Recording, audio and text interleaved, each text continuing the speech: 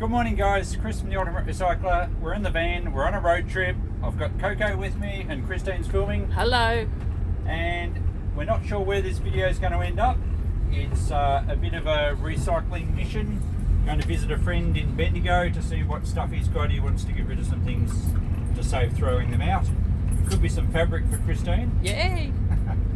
And we're going to visit my folks. We might do a few op shops. So that's my folks back on the farm, for those of you that don't know. And we're helping them clean up about a couple of lifetimes worth of stuff we've been going through at times.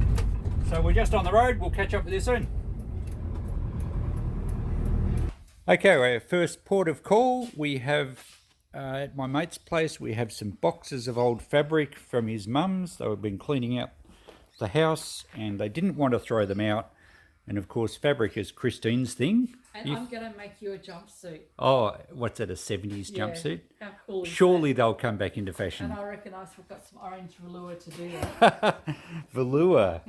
Oh, the world was a better place with velour. We have all sorts of bits and pieces. I believe John just said she was a dressmaker in her earlier days, and there's lots of, oh, there's ribbons. There might be a couple of nice old tins too.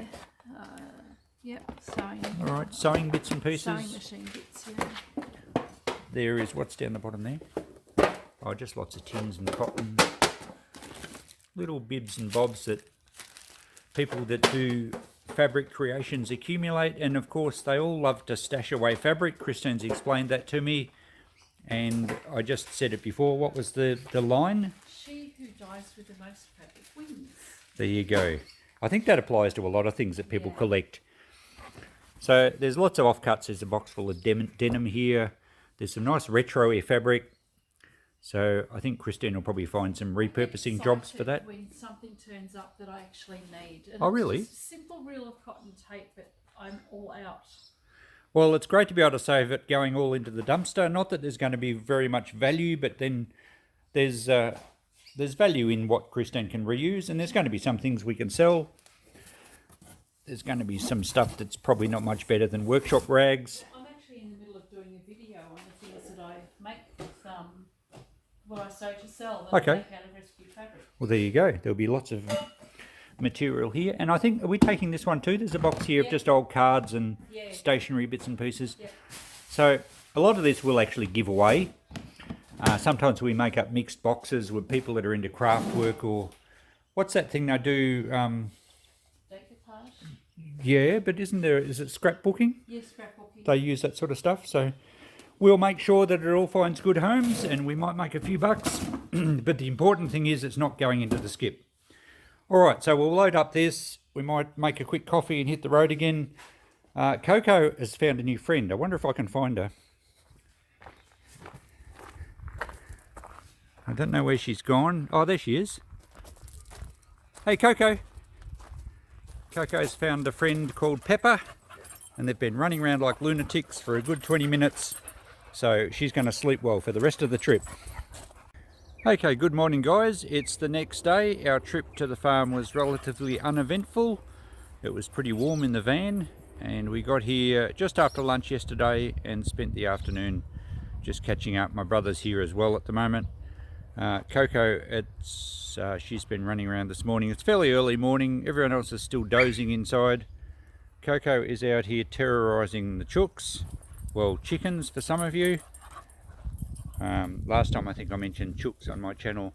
Half of you didn't know what they were. So my parents have always kept chickens or chooks, and Coco has never seen them before. Well, she did last time she visited here, and I think she would just, I don't think she'd purposely want to hurt them, but she'd want to wrestle, and I'm sure the chooks wouldn't be impressed. Now, she did actually catch one yesterday and feathers went everywhere. Didn't they, Coco? Hey? But we managed to save it, and it was probably a bit stressed. But anyway, I'm just walking around the farm site this morning. We're just wondering what we can kind of clean up next. I've been coming back here.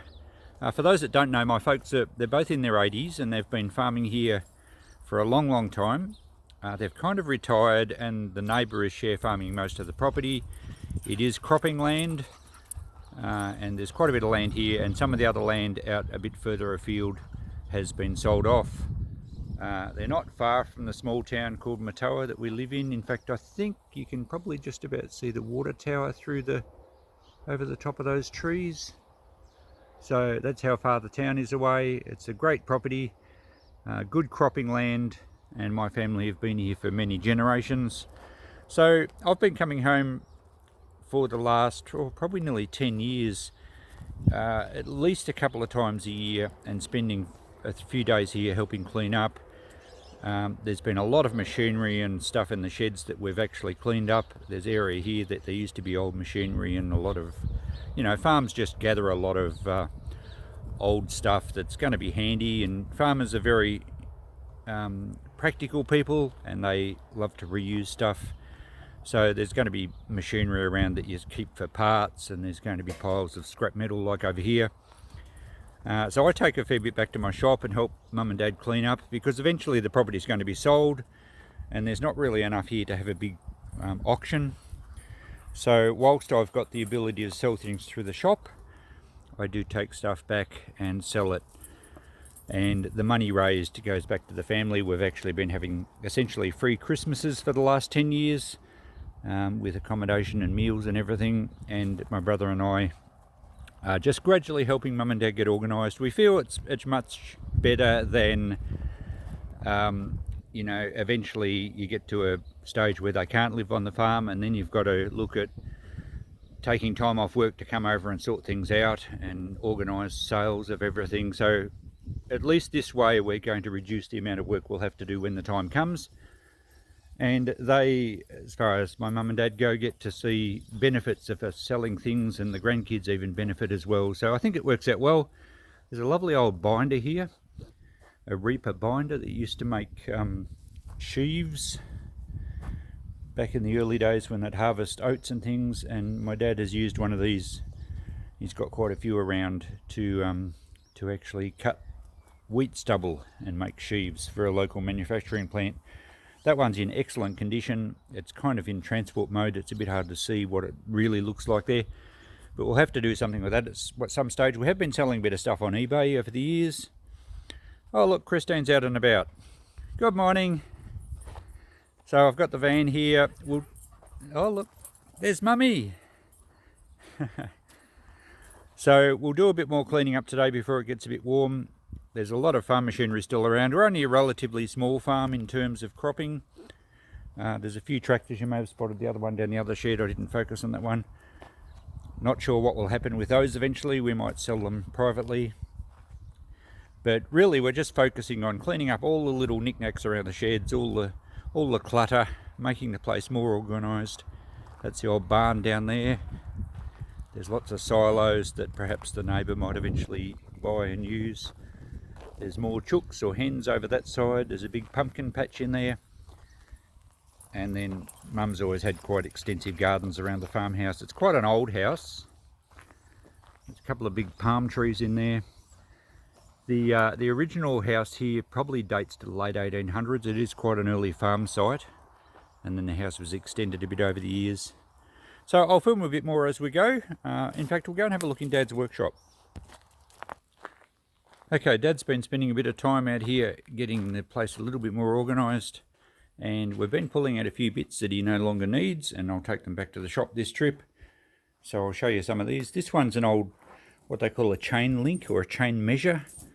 So it's just a whole heap of links with a brass handle each end, and it's got markers along it, and it's for measuring out distances, being a chain or 22 yards.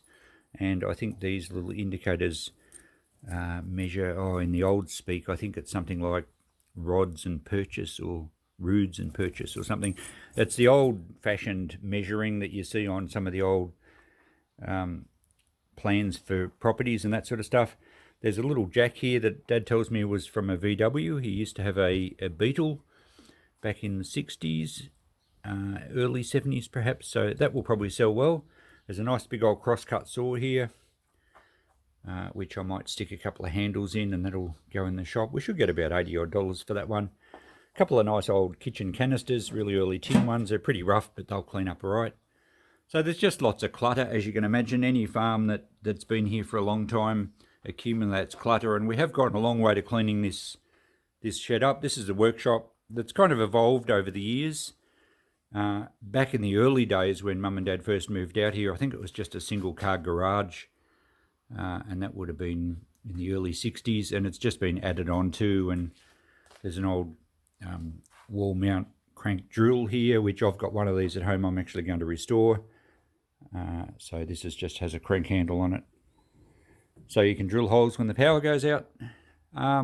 And I did feature this rock cutting saw on a video where we cut the tops off some bottles a little while back, and a few of you mentioned in that one that you'd like to see more videos around the farm. So lots to clean up, of course, but Dad's still quite able to do a lot of repair work, and he loves to tinker, and I noticed he's lined up all the spanners in graduating order. So how organised that. A lot of us would love to dream to have our workshops that organised, but anyway, it's something he likes to do and still get out here and create things and weld things. And here's a repurposed truck drum heater, which I think I might have made that many years ago back in my workshop. That works really well when he's out here in cold winter days. At the moment we're still in summer and it's quite warm. Now we'll duck over the other side of the carport here, and there's a big shed where Mum has a lot of her rocks and other things that she's done over the years, and there's even a pool table in here that we used to use as kids. So there is lots of stuff to sort out, and as I said, we have gone a long way to sorting a lot of it out, and I take back stuff every time I'm home. Lovely old cabinet here, and I've got a similar one in my shop. These are early 1900s shop display cabinets. And Mum's got a fantastic arrangement of gemstones and crystals and all sorts of mineral samples. Something Mum and Dad have been interested in for a long time, and they've been collectors of all this sort of stuff. So I guess eventually we might retail that through the shop. I do take some rocks and things back now, and it really adds a nice dimension to my shop.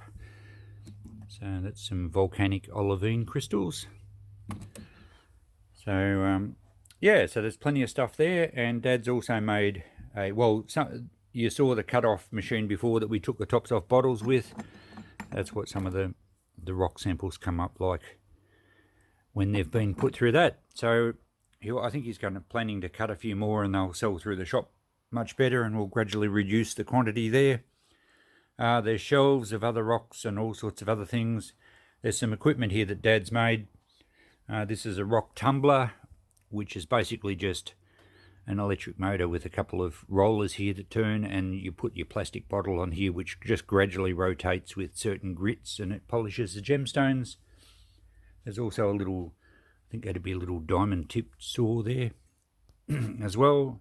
And I think Dad made a big vibrator for polishing slabs of rock, and I think that's over in the other shed. I might go and have a look in the shearing shed and just poke around over there.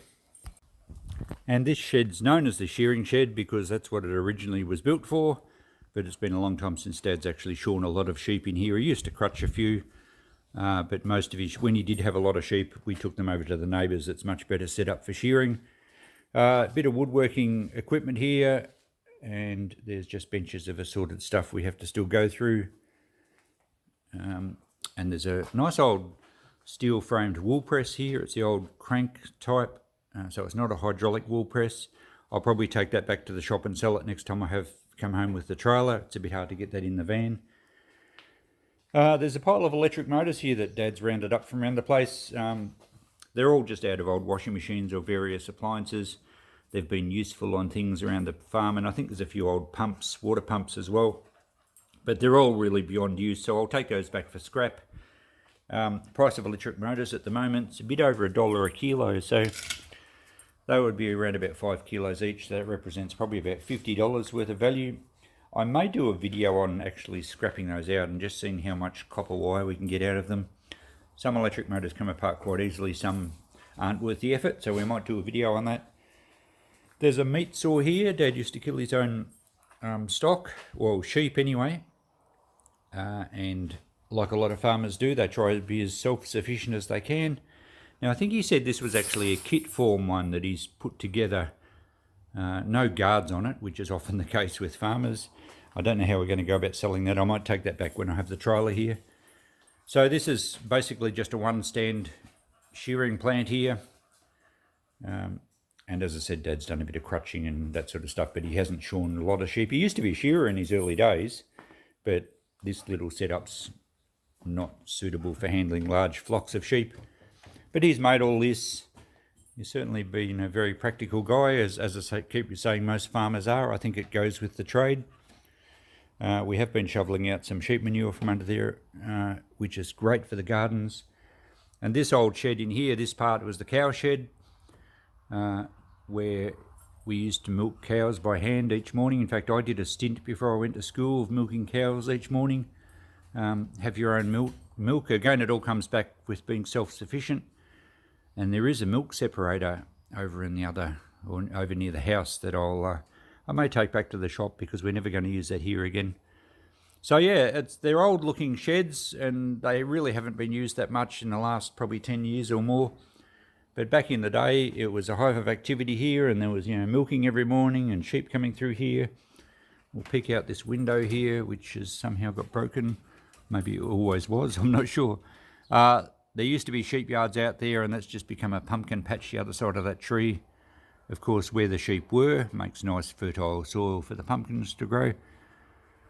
So the lower trees down in the far distance there, you might be able to see a car going past. So we're about, I don't know, a couple of 100 metres, a couple of 100 yards or so off the road. Nice spot on a bit of a rise. It is you can see why they selected here to build a farmhouse originally. Where else can we have a look at? Okay, I've been distracted from the farm shed tour to do some tidy up jobs for Mum in the garden. There was a bit of storm damage recently, so we've just been dragging, I've cut this one up and the main branches have already gone, dragging a dead branch from this huge, I think it's a melaleuca. It's probably getting towards the end of its life, and it starts to drop branches as well.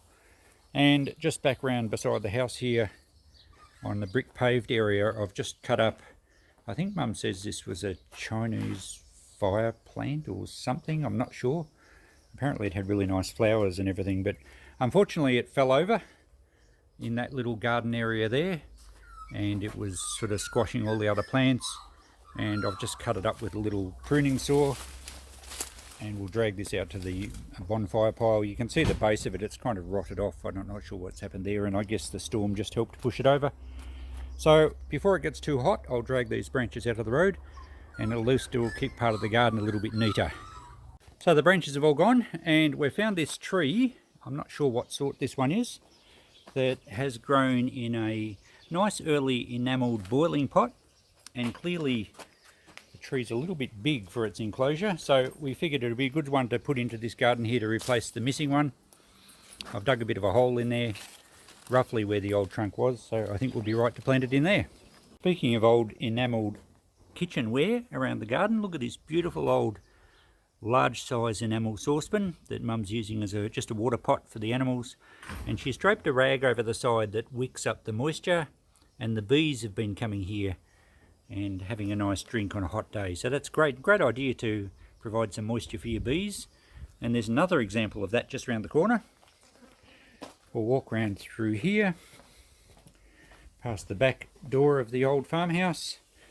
Lots of extensive gardens going on, and really Mum and Dad need to back off a bit. It's so much to maintain for them in their 80s, especially when the weather gets really hot. I mean, it's fabulous that this garden here it still produces a lot of fruit and a lot of veggies. I walked past the spot I was going to.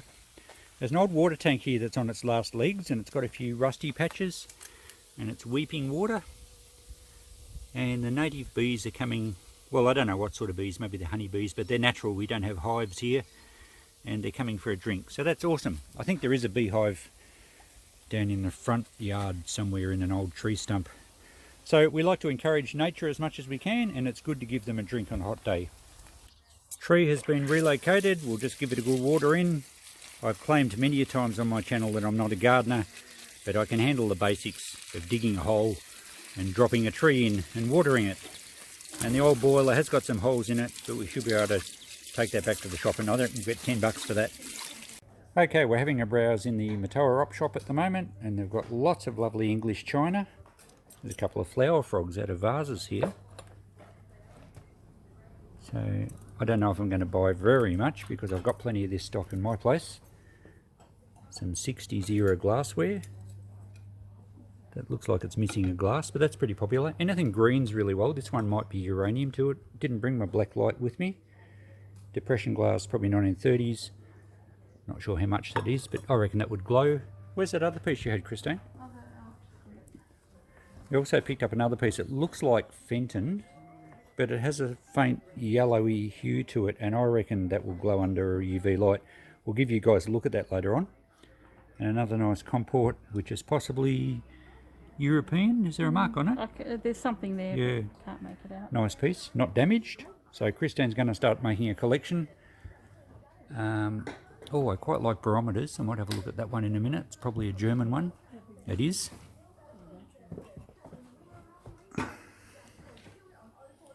So I'm not sure if it works or not, but yep, we might have a look at that one.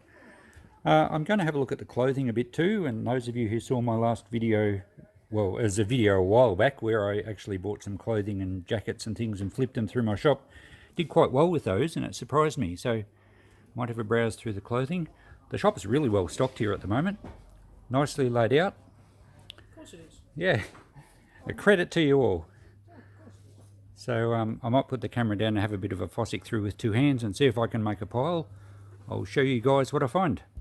Well, our day's taking a few twists and turns. We're no longer in Matoa. We've come to Horsham, which is a nearby larger town. I guess we'd call it a city by Australian standards, but not for you guys overseas. I'm currently having a coffee in a little cafe down the main street. Christine is around the corner at a tattoo parlour. We'll go and see her in a tick, and I'll explain that shortly. But while I'm filling in some time, I went over the road there and there was a Red Cross op shop, and I picked up a few other bargains. We'll check all those later tonight. Once I finish my coffee, we'll go and see how Christine's going. And here we go with the tattoo in progress by our talented tattoo artist, who's also Chris. The world's been taken over by Chris's. Christine's coping with the ordeal very well. She hasn't got up and run away, but she does inform me she doesn't run. Let's have a quick peek at the artwork. It's less painful than the dentist. Bit of colour going into it now.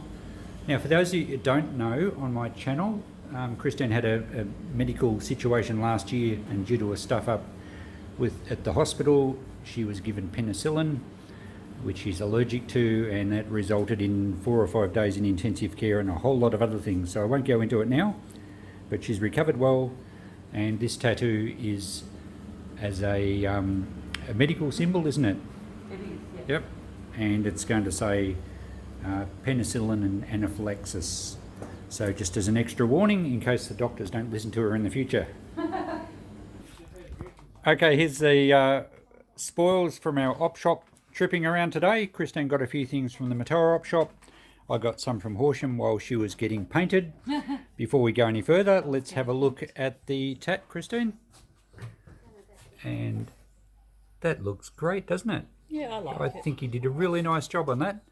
So that should give you some peace of mind and something to show off. Yeah. And I think Coco wants to come in. I'll let her in. All right. So just talking amongst yourselves for the moment while the dog comes in. All right, let's have a look just to finish off this video. It's been a bit of everything, this video, but I hope you've enjoyed it. Let's go through what Christine picked up first. Now, you got this comport at the Matoa op shop, didn't you? I did. We think it may be English. There's a faint mark on there, but it's quite a vintage piece. I would suggest it might be 50s or 60s. Mm-hmm. And I don't remember what you paid for it, I but paid $5 for that one. $5? Well, I reckon that's at least a $30 comport. So there's no damage, good bit of age, nice design. So that's a good profit margin. This little pin cushion, I think you bought for your own use, did you? I bought that because I've got an idea to actually make them myself and put them on my YouTube channel. So Okay, well, there you just to go. show people how to make them.